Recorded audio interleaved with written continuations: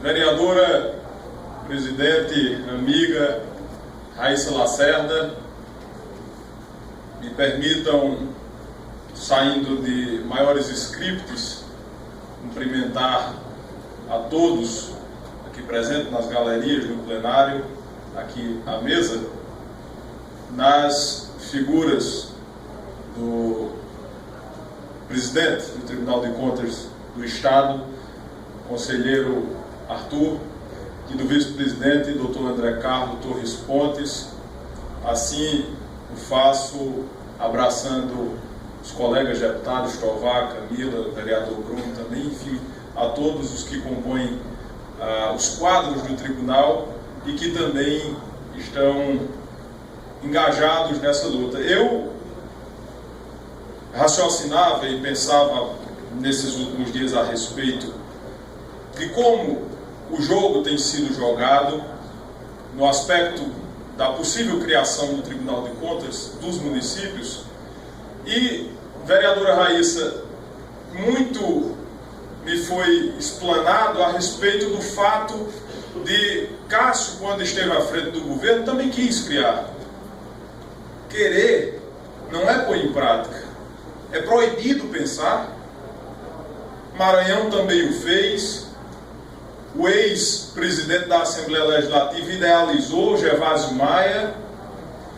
Uma coisa não é a legalidade do tribunal. A possível criação do Tribunal de Contas dos Municípios é legal. Nós estamos falando a respeito da inoportunidade.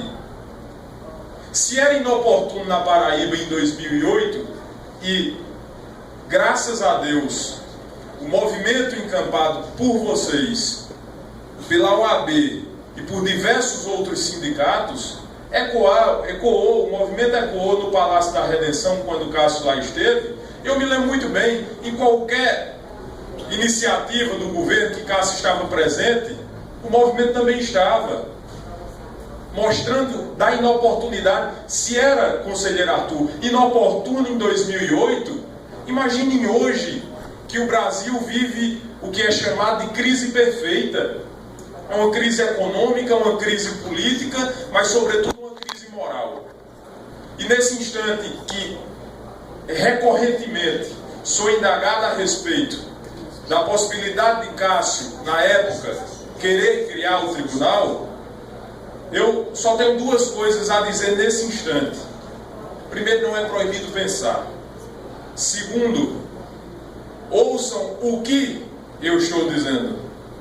Isso eu me refiro à Paraíba, a quem nos assiste pela TV Câmara, e não quem está dizendo necessariamente. Iniciar desmistificando o fato de ser um deputado que carrega o sobrenome Cunha Lima, mas que nessa hora o que fala mais alto não são filiações partidárias, não são as ligações, porque essa é minha convicção. Quem me conhece sabe que eu sou opinioso ao ponto de ter convicções próprias e muitas vezes, Arthur, sofrer retaliações por conta dessas mesmas opiniões próprias. E a discussão que eu tenho procurado fazer junto dos colegas, inclusive através das minhas redes sociais, nesses últimos dias, com uma atividade maciça, no sentido de contrapor a possibilidade da criação do TCM, me aponta para prioridades. Quais são as nossas prioridades? A Paraíba de 2015 precisa analisar quais são as suas prioridades, sobretudo no momento de crise. Quem aqui é pai e mãe de família e gerencia os recursos de sua casa, sabe que no instante de crise, muito mais do que em outros instantes, nós devemos estabelecer prioridades. Quais são as nossas prioridades hoje? Quais são as prioridades da Paraíba, vereador Bruno? Um estado em que ano após ano tem batido recordes de homicídios, o estado que até esta data já perdeu mais de 1.400 paraibanos de morte matada, perdeu para a violência, um estado que tem a Lei Complementar 87 de 2008, que estabelece um quantitativo mínimo para a Polícia Militar de 18 mil homens e mulheres mas que tem hoje, nas palavras do comandante Euler Chaves, um quantitativo de 9.200 homens. Veja só, nós estamos falando de um déficit na casa de 50%. A Polícia Militar, que deveria ter 18 mil homens, tem hoje 9.200, cerca de 2 mil a menos do que quando o atual governador assumiu o Palácio da Redenção. Nós precisamos colocar os pontos nos is. Há hoje 800 homens e mulheres habilitados no último concurso da Polícia Militar, que recorrentemente recebem um taxativo não por parte do governo, que está arguindo a lei de responsabilidade fiscal para não contratar. Não, nós já extrapolamos o limite de gastos, nós não podemos. Esse governo que quer criar o Tribunal de Contas dos Municípios, Raíssa, é o mesmo governo que dentro de 10 dias pede 100 milhões de reais emprestados na Assembleia, com a anuência da base do governo.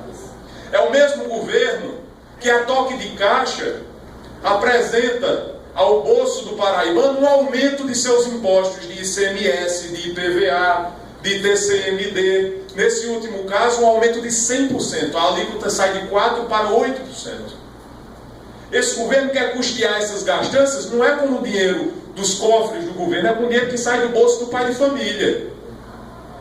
E aí nós precisamos falar quais são as nossas prioridades. Campina Grande, 18 cidades e mais 8 distritos estão à beira de viver um colapso d'água.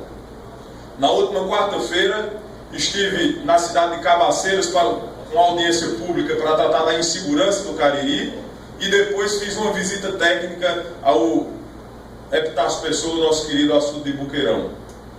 E tive que ouvir, porque quem tem boca fala o que quer, tive que ouvir do chefe da AESA que Campina Grande tem água até janeiro de 2017. Diz isso porque talvez não more lá.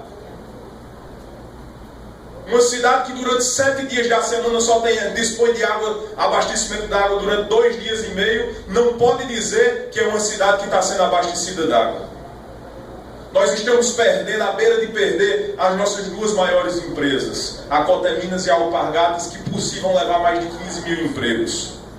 Nós estamos perdendo recursos, nós estamos perdendo investimentos. E até agora não se ouviu uma palavra por parte do governador, não abriu a boca para dizer uma vírgula a respeito da iminência da colapso da água de Campina Grande, da região de mais de 1 milhão de habitantes. É esse mesmo governador que sorrateiramente incita a base na Assembleia a começar a cabalar votos para possível aprovação do Tribunal de Contas dos Municípios. E quiseram dizer que tinha sido Tovar, que tinha sido eu que iniciou o debate do TCM na Assembleia, quando na verdade todos nós já sabíamos. Eu estava afastado de licença médica, mas todos nós recebemos ligações de deputados governistas pedindo voto para o caso do TCM ser criado. Nós estamos falando, Arthur, de um estado que enfrentou 5 meses de greve da Universidade Estadual da Paraíba e o governador não moveu uma palha, não deu uma palavra. Uma palavra. Antigamente, quando eu era menor, tinha uma brincadeira de eu lhe enrasco. Eu lhe enrasco na imprensa com uma palavra do governador a respeito da greve da UEPB. 5 meses de greve e o governador não deu uma palavra. Uma palavra a não ser para dizer que os professores e funcionários de greve estavam, como disse, de férias atemporais. Nós estamos falando de um estado que hoje é o 2º estado em número de microcefalia. E mais uma vez, o governador não dá uma palavra a respeito do surto de microcefalia que toma conta do Nordeste e da Paraíba. Nós estamos falando de um governador que está sacando, Arthur, 20 milhões dos cofres das secretarias municipais de saúde, porque não consegue bancar os remédios que são entregues nos hospitais da Paraíba. Eu tenho o ofício da secretária Roberta Abá, pedindo 20 milhões, remanejando 20 milhões dos municípios que fazem um enfrentamento direto nessa crise de microcefalia. É um estado que está falido. O governador faliu o governo do estado da Paraíba. Posa de bonito, mas é o melhor adepto da tese do faço o que eu digo, mas não faço o que eu faço. Impõe aumento de impostos ao povo da Paraíba. está deixando Campina Grande, o interior, o Vale do Piacó, Sousa, Cajazeiras, toda essa região morrer de sede. Mais 3 minutos para Vossa Excelência concluir, deputado. Vou concluir.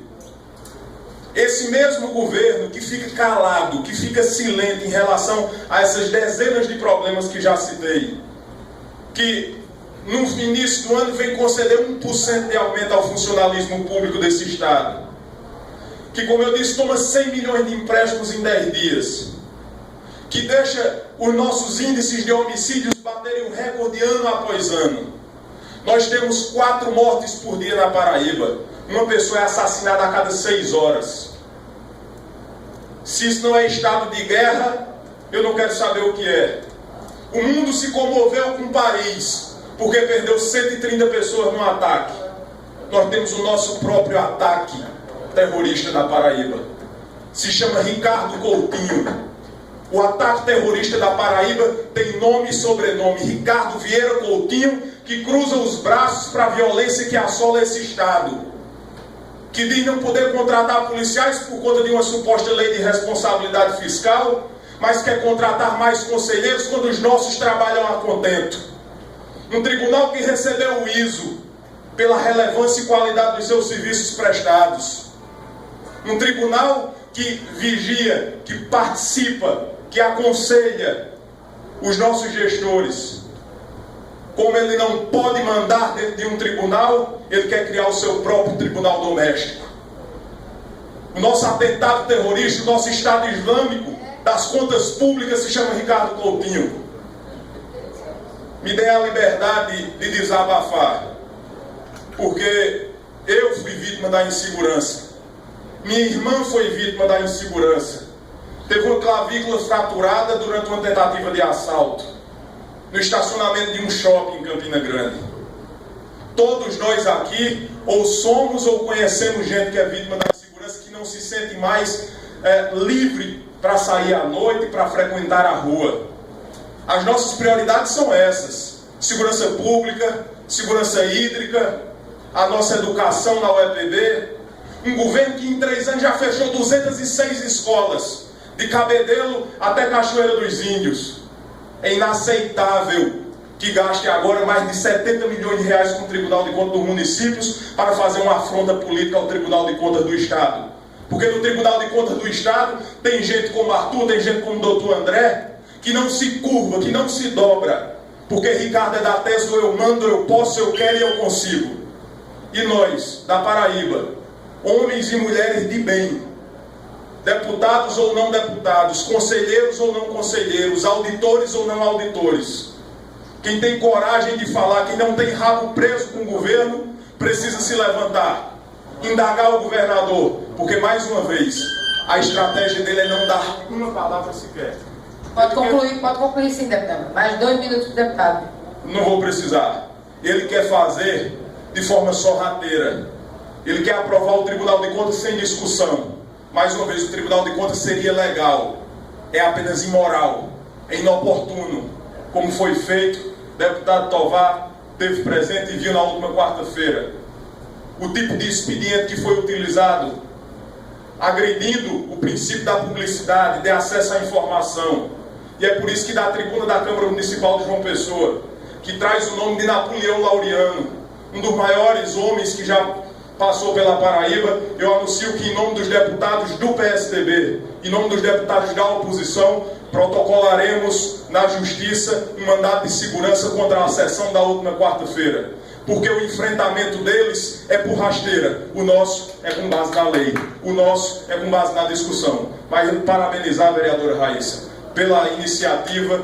Bom seria se todas as casas legislativas de relevância desse Estado tomassem a iniciativa de Vossa Excelência, porque nós precisamos discutir para mostrar que nós não queremos Tribunal de Contas dos Municípios, nós queremos saúde, educação e segurança.